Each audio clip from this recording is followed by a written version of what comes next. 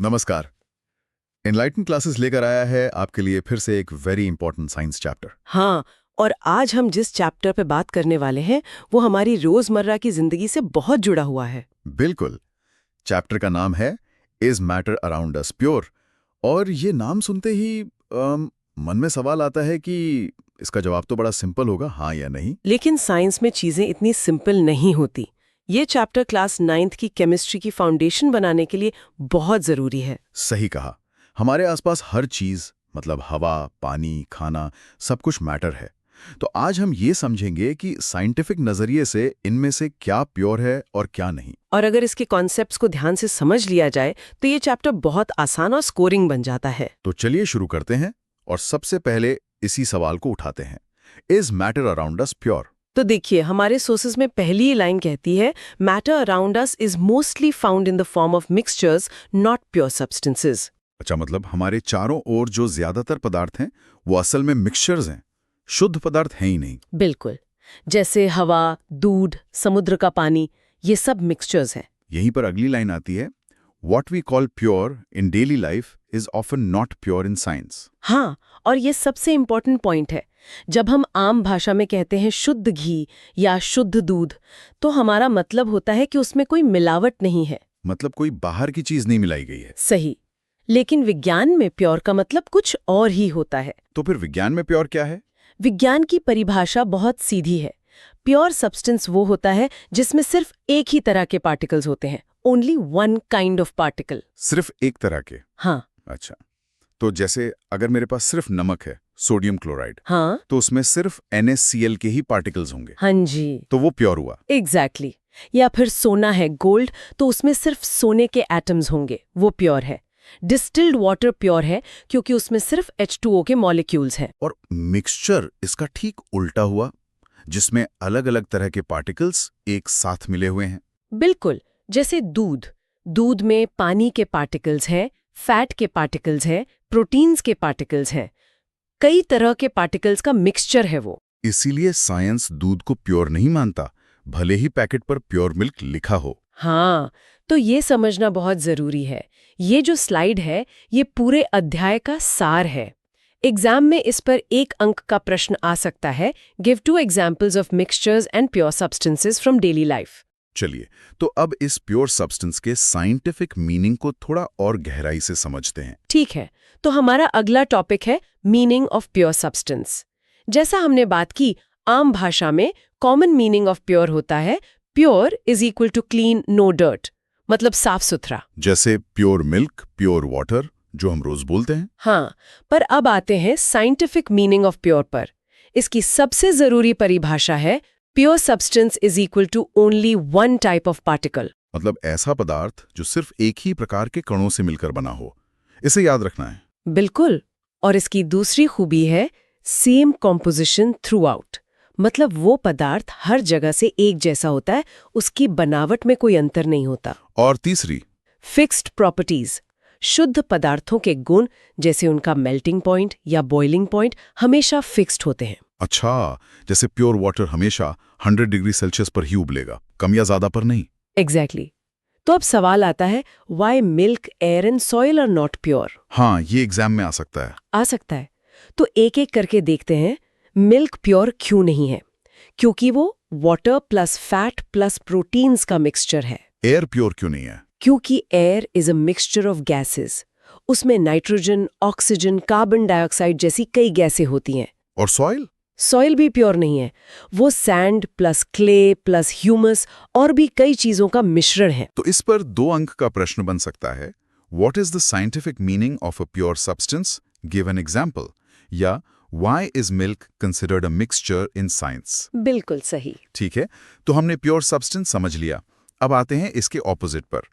हमारा अगला टॉपिक है व्हाट इज अ मिक्सचर। हाँ, अब हम मिक्सचर को और डिटेल में समझेंगे।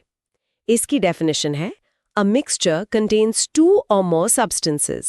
मतलब मिक्सचर 2 या 2 से ज्यादा पदार्थों से मिलकर बनता है। हाँ, पर इसमें सबसे जरूरी पॉइंट ये है कि substances are not chemically combined. अच्छा, केमिकली कंबाइंड नहीं है, मतलब उनके बीच कोई केमिकल रिएक्शन नहीं हुआ है। बिल्कुल, वो सिर्फ फिजिकली एक दूसरे के साथ रखे हुए हैं, जैसे सलाद में सब्जियां। और तीसरा पॉइंट है कॉम्पोजिशन इज नॉट फिक्स्ड। इसका मतलब है कि मिक्सचर में पदार्थों का अनुपात, उनका रेशियो फिक्स्ड नहीं होता। आप एक ग्लास पानी में 1 चम्मच चीनी भी मिला सकते हैं और 4 चम्मच भी। हाँ, दोनों में मिक्सचर कहलाएंगे, शरबत ही कहलाएंगे। सही। जबकि प्योर सब्सटेंस में कॉम्पोजिशन हमेशा फिक्स्ड होता है।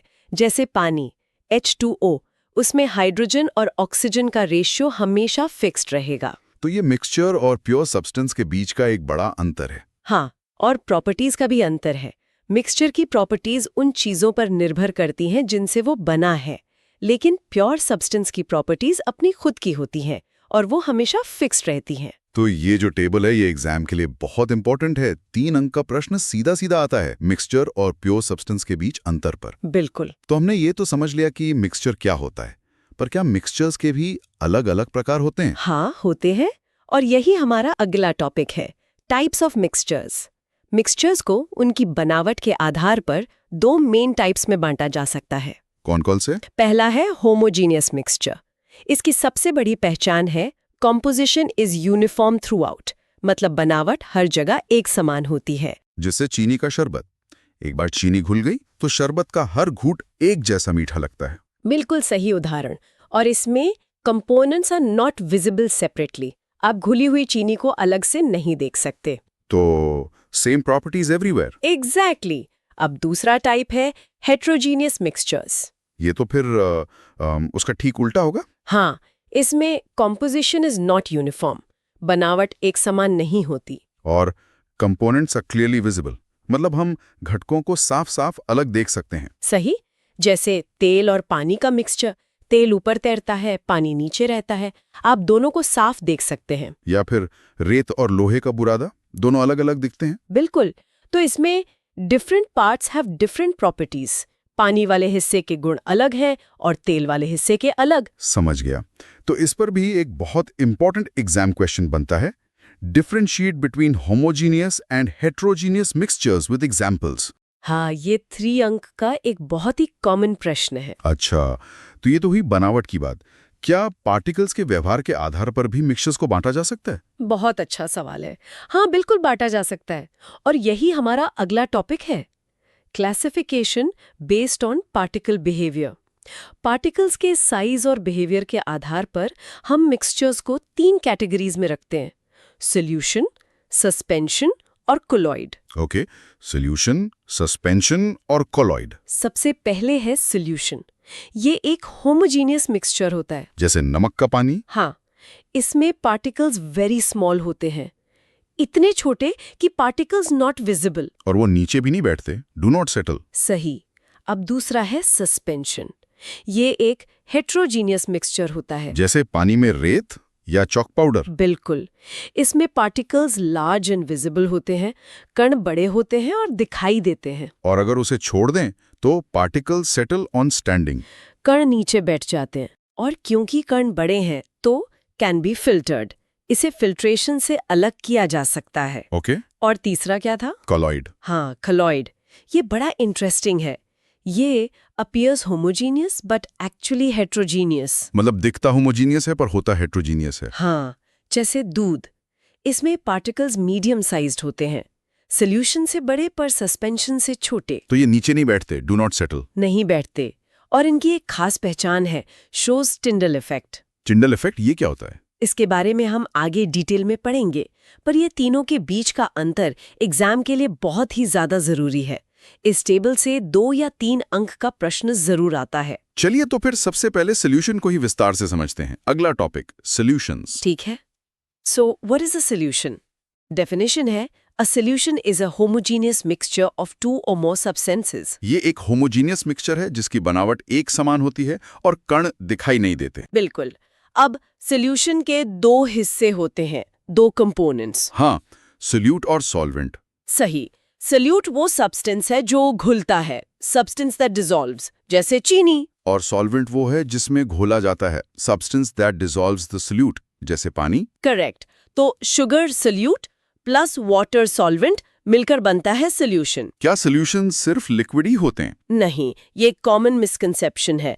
सोल्यूशंस सॉलिड, लिक्विड, गैस किसी भी स्टेट में हो सकते हैं। अच्छा, हाँ, जैसे सॉलिड इन लिक्विड का उदाहरण है salt in water, liquid in liquid का उदाहरण है alcohol in water, gas in liquid soda water जिसमें कार्बन डाइऑक्साइड गैस पानी में घुली होती है, और गैस इन गैस। एयर हवा भी तो एक सोल्यूशन ही है जिसमें ऑक्सीजन और दूसरी गैसें नाइट्रोजन में घुली हुई हैं। वाह, ये तो बहुत इंटरेस्टिंग है। और एक स्पेशल केस है अलॉय। अलॉय मतलब पीतल, कांसा।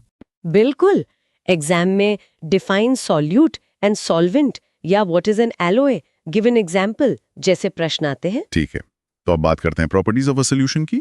चलिए, पहली प्रॉपर्टी तो सिंपल है, होमोजीनियस इन नेचर, बनावट हर जगह समान होती है। दूसरी है वेरी स्मॉल पार्टिकल साइज। हाँ, particle size of a solution is less than 1 nanometre, 1 nanometre से भी छोटा। ये तो बहुत ही ज्यादा छोटा हो गया। इतना छोटा कि cannot be seen even under microscope. अच्छा, माइक्रोस्कोप से भी नहीं देख सकते। नहीं, और क्योंकि कण इतने छोटे हैं इसलिए तीसरी प्रॉपर्टी आती है नो टिंडल इफेक्ट। ये टिंडल इफेक्ट वाला पॉइंट फिर से आ गया। हाँ, solutions do not scatter light, so Tyndall effect is absent. कण प्रकाश की किरण को फैला नहीं पाते, इसलिए लाइट का रास्ता दिखाई नहीं देता। चौथी प्रॉपर्टी है स्टेबल इन नेचर।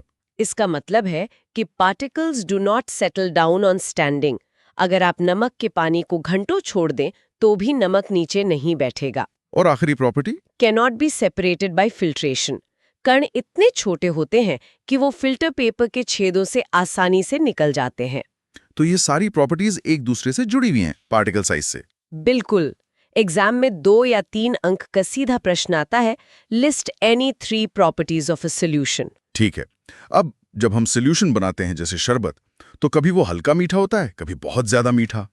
इसका संबंध किससे है? इसका संबंध है कॉन्सेंट्रेशन ऑफ अ सॉल्यूशन से, जो हमारा अगला टॉपिक है। So what is concentration? इसकी डेफिनेशन है, concentration of a solution is the amount of solute present in a given amount of solution or solvent. मतलब दिए गए सॉल्यूशन या सॉल्वेंट में सल्यूट की कितनी मात्रा मौजूद है, उसे ही कॉन्सेंट्रेशन कहते हैं। सही। और इसी के आधार पर सॉल्यूशन के कुछ टाइप्स होते हैं, जैसे डाइल्यूट सॉल्यूशन जिसमें सल्यूट कम होता है, और कॉन्सेंट्रेटेड सॉल्यूशन जिसमें सल्यूट ज्यादा होता है। हल्का शरबत डाइल्यूट हो गया और गाढ़ा शरबत कॉन्सेंट्रेटेड। हाँ, फिर होते हैं अनसैचुरेटेड सॉल्यूशन जिसमें और सल्यूट घोला जा सकता है, और सैचुरेटेड सॉल्यूशन जिसमें और सल्यूट नहीं घुल सकता। अच्छा, मतलब एक लिमिट आ जाती है। हाँ, और उसी लिमिट को सॉल्युबिलिटी कहते हैं। Solubility is the maximum amount of solute that can dissolve in a solvent at a given temperature. ठीक है, और कॉन्सेंट्रेशन को एक्सप्रेस करने के मतलब बताने के कुछ तरीके भी होते हैं। हाँ, 3 मेन फॉर्मूलाज हैं जो हमें पता होने चाहिए। पहला है mass by mass percentage, m/m। इसका फॉर्मूला है mass of solute mass of solution multiply by 100। दूसरा है mass by volume percentage, m/v, जो है mass of solute volume of solution multiply by 100। और तीसरा volume by volume percentage, v/v, volume of solute volume of solution multiply by 100। In formulas पर exam में numerical questions आते होंगे। हाँ, बिल्कुल आते हैं। चलिए, अब उस इंटरेस्टिंग इफेक्ट पर आते हैं जिसका जिक्र 2 बार हो चुका है, टिंडल इफेक्ट। हाँ, ये एक बहुत ही रोचक फिनोमिनन है। So what is Tyndall effect? The scattering of a beam of light by colloidal particles is called the Tyndall effect. मतलब जब प्रकाश की किरण कोलॉइडल पार्टिकल से टकराकर फैल जाती है और हमें प्रकाश का रास्ता दिखाई देने लगता है, उसे टिंडल इफेक्ट कहते हैं। बिल्कुल सही, जैसा अंधेरे कमरे में रोशनदान से आती हुई रोशनी में होता है। वैसा होता क्यों है? Why does Tyndall effect occur? Colloidal particles are large enough to scatter light, but small enough to remain suspended. अच्छा, मतलब कण इतने बड़े हैं कि वो लाइट को फैला सकें, पर इतने भी बड़े नहीं हैं कि वो नीचे बैठ जाएं। Exactly. तो ये इफेक्ट कहाँ दिखता है? Colloidal solutions में, जैसे मिल्क, फॉग, स्मोक। और कहाँ नहीं दिखता? ट्रू सॉल्यूशंस में, जैसे सॉल्ट सॉल्यूशन, शुगर सॉल्यूशन, क्योंकि उनके कण बहुत छोटे होते हैं। तो एग्जाम में ये पूछा जा सकता है कि टिंडल इफेक्ट का इस्तेमाल किन 2 तरह के मिक्सचर्स में फर्क करने के लिए होता है। हाँ, और इसका जवाब होगा a true solution and a colloid. बहुत बढ़िया। चलिए अब तीसरे प्रकार के मिक्सचर पे चलते हैं, सस्पेंशन। ठीक है, तो डेफिनेशन ऑफ सस्पेंशन है, अ suspension is a heterogeneous mixture in which solute particles do not dissolve completely and remain suspended throughout the medium. मतलब ये एक हेट्रोजेनस मिक्सचर है जिसमें सॉल्यूट के कण घुलते नहीं हैं बल्कि माध्यम में तैरते रहते हैं, जैसे पानी में चॉक पाउडर। बिल्कुल। अब इसके प्रॉपर्टीज देखते हैं। पहली, ये हेट्रोजीनियस मिक्सचर है। दूसरी, इसके विजिबल पार्टिकल्स होते हैं। कण इतने बड़े होते हैं कि नंगी आंखों से देखे जा सकते हैं। तीसरी, ये टिंडल इफेक्ट दिखाता है, क्योंकि कण बड़े हैं तो वो प्रकाश की किरण को फैलाते हैं। और चौथी, ये अनस्टेबल मिक्सचर है। हाँ, अगर इसे शांत छोड़ दिया जाए तो कण गुरुत्वाकर्षण के कारण नीचे बैठ जाते हैं। तो इसे फिल्ट्रेशन से अलग कर सकते हैं। हाँ, आसानी से। Suspension can be separated by filtration. इस पर 2 अंक का प्रश्न आ सकता है। Define suspension and right it's 2 properties. हाँ, ये एक कॉमन प्रश्न है। हाँ, ठीक है, अब हम वापस उस मास्टर ऑफ डिस्गाइज पर आते हैं। हमारा अगला टॉपिक है कोलॉइडल सॉल्यूशंस, कोलॉइड्स। हाँ, तो कोलॉइड्स सॉल्यूशन और सस्पेंशन के बीच की स्थिति है। इसकी डेफिनेशन है, a colloid is a mixture in which very small particles of one substance are uniformly spread throughout another substance. मतलब एक पदार्थ के बहुत छोटे कण दूसरे पदार्थ में समान रूप से फैले होते हैं। और ये फैलाव इतना यूनिफॉर्म होता है कि ये होमोजेनस दिखाई देता है, पर होता नहीं है। और ये टिंडॉल इफेक्ट दिखाता है। हाँ, और सस्पेंशन के विपरीत particles do not settle on standing. इसलिए कोलॉइड्स स्टेबल मिक्सचर्स होते हैं। तो फिर इन्हें अलग कैसे करते हैं? फिल्ट्रेशन से तो नहीं कर सकते। नहीं, colloids cannot be separated by filtration but can be separated by centrifugation. Centrifugation मतलब वो मशीन से तेजी से घुमाने वाली प्रक्रिया। हाँ, जैसे दूध से क्रीम निकालने के लिए करते हैं। अच्छा, तो एग्जाम में ये पूछा जा सकता है कि कोलॉइड स्टेबल क्यों होते हैं या उन्हें कैसे सेपरेट किया जा सकता है। बिल्कुल। जैसे सोल्यूशन में सोल्यूट और सॉल्वेंट होते हैं, क्या कोलॉइड में भी ऐसे ही 2 घटक होते हैं? हाँ, होते हैं, और यही हमारा अगला टॉपिक है, कंपोनेंट्स ऑफ अ कोलॉइड। इसमें सल्यूट जैसे घटक को कहते हैं dispersed phase. The dispersed phase is the substance present in small particles in a colloid. मतलब वे कण जो फैले हुए हैं, जैसे दूध में फैट ड्रॉपलेट्स। सही। और सॉल्वेंट जैसे घटक को कहते हैं dispersion medium. The dispersion medium is the substance in which the dispersed phase is spread. जैसे दूध में पानी। Exactly. और इन्हीं फेज और मीडियम के आधार पर कोलॉइड्स के कई प्रकार होते हैं। जैसे अगर डिस्पर्स्ड फेज लिक्विड हो और डिस्पर्जन मीडियम गैस, तो उसे कहते हैं एरोसॉल। इसका उदाहरण है फॉग या कोहरा। अच्छा। और अगर सॉलिड इन गैस हो, उसे भी एरोसॉल कहते हैं। उदाहरण है स्मोक या धुआं। और गैस इन लिक्विड, उसे फोम कहते हैं, जैसे शेविंग क्रीम। ये टेबल एनसीईआरटी में भी है और एग्जाम के लिए बहुत महत्वपूर्ण है। ठीक है, तो इस पे define dispersed phase and dispersion medium with an example जैसा 2 अंक का प्रश्न बन सकता है। हाँ, चलिए अब टॉपिक थोड़ा बदलते हैं। अब हम पदार्थ में होने वाले बदलावों की बात करते हैं, फिजिकल एंड केमिकल चेंजेस। ये एक बहुत ही फंडामेंटल कॉन्सेप्ट है। सबसे पहले physical change. A physical change is a change in which no new substance is formed. मतलब ये एक ऐसा बदलाव है जिसमें कोई नया पदार्थ नहीं बनता, पदार्थ की आइडेंटिटी वही रहती है। बिल्कुल, सिर्फ उसकी स्टेट, शेप या साइज बदलता है, और ये आमतौर पर रिवर्सिबल होता है। सबसे अच्छा उदाहरण है बर्फ का पानी और फिर भाप में बदलना। तीनों में पदार्थ H2O ही रहता है। करेक्ट। अब आते हैं केमिकल चेंज पर। A chemical change is a change in which 1 or more new substances are formed. ये वो बदलाव है जिसमें एक या एक से ज्यादा नए पदार्थ बनते हैं, पहचान ही बदल जाती है। हाँ, और ये आमतौर पर इरिवर्सिबल होता है। जैसे लोहे में जंग लगना, रस्टिंग ऑफ आयरन, या कागज का जलना। बिल्कुल। इसमें एक बहुत ही खास उदाहरण है बर्निंग ऑफ अ कैंडल। इसमें दोनों बदलाव एक साथ होते हैं। दोनों? वो कैसे? देखिए, जब मोमबत्ती जलती है तो वैक्स मेल्ट्स, मोम का पिघलना।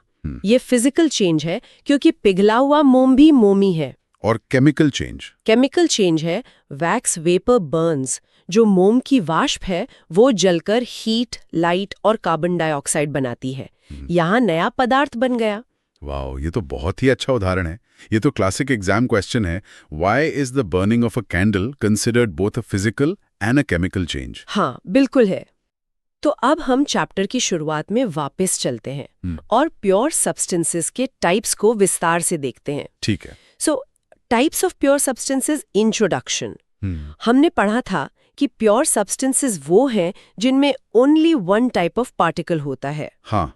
तो इनके क्या टाइप्स हैं? प्योर सब्सटेंस को दो मेन टाइप्स में बांटा गया है, एलिमेंट्स और कंपाउंड्स। एलिमेंट्स और कंपाउंड्स। एलिमेंट्स पदार्थ का एक बेसिक फॉर्म ऑफ मैटर है।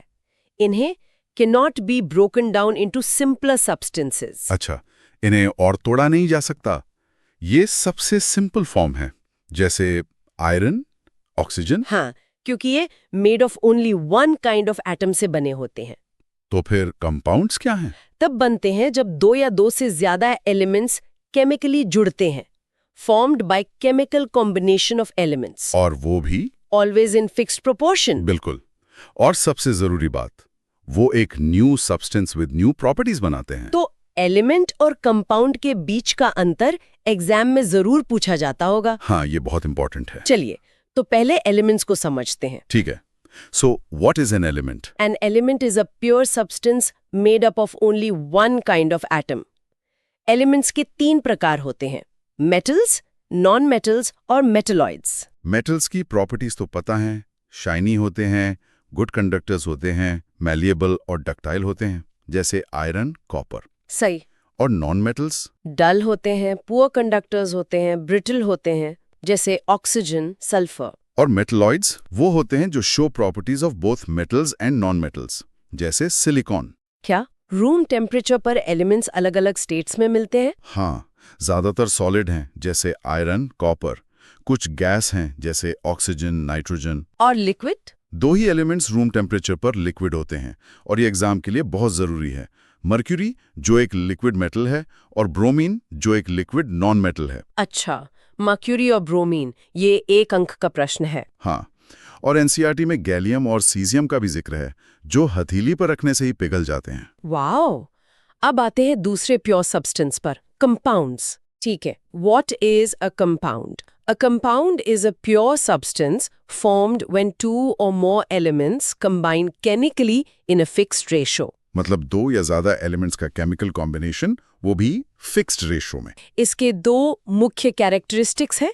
पहला, always have fixed composition, अनुपात हमेशा निश्चित रहता है। और दूसरा, जो बहुत ही फैसिनेटिंग है, properties are different from constituent elements. हाँ, गुण अपने बनाने वाले तत्वों से बिल्कुल अलग हो जाते हैं। इसका सबसे अच्छा उदाहरण तो पानी ही है। बिल्कुल, पानी H2O बनता है हाइड्रोजन और ऑक्सीजन से। हाइड्रोजन एक ऐसी गैस है जो खुद जोर से जलती है, और ऑक्सीजन गैस जलने में मदद करती है। लेकिन जब ये दोनों मिलकर पानी बनाते हैं तो वो आग बुझाने का काम करता है। प्रॉपर्टीज 180 डिग्री बदल गई। यही केमिकल कॉम्बिनेशन का जादू है, और इसीलिए इन्हें फिजिकल मेथड से अलग नहीं किया जा सकता। एनसीईआरटी में एक आयरन और सल्फर की एक्टिविटी है, वो भी यही समझाती है। हाँ ना? हाँ, जब हम आयरन फाइलिंग्स और सल्फर पाउडर को सिर्फ मिलाते हैं तो वो एक मिक्सचर होता है। आप चुंबक से लोहे को अलग कर सकते हैं, लेकिन जब हम उसे गर्म कर देते हैं तब वो केमिकली रिएक्ट करके आयरन सल्फाइड बना लेते हैं, जो एक नया कंपाउंड है।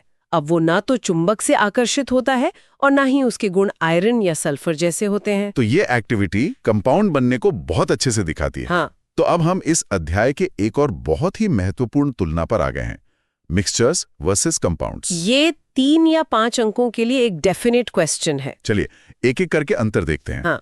पहला बेसिस है फॉर्मेशन। मिक्सचर बनता है फिजिकल मिक्सिंग से, जबकि कंपाउंड बनता है केमिकल कॉम्बिनेशन से। दूसरा, कंपोजिशन। मिक्सचर में कॉम्पोजिशन वेरिएबल होता है, मतलब अनुपात बदल सकता है।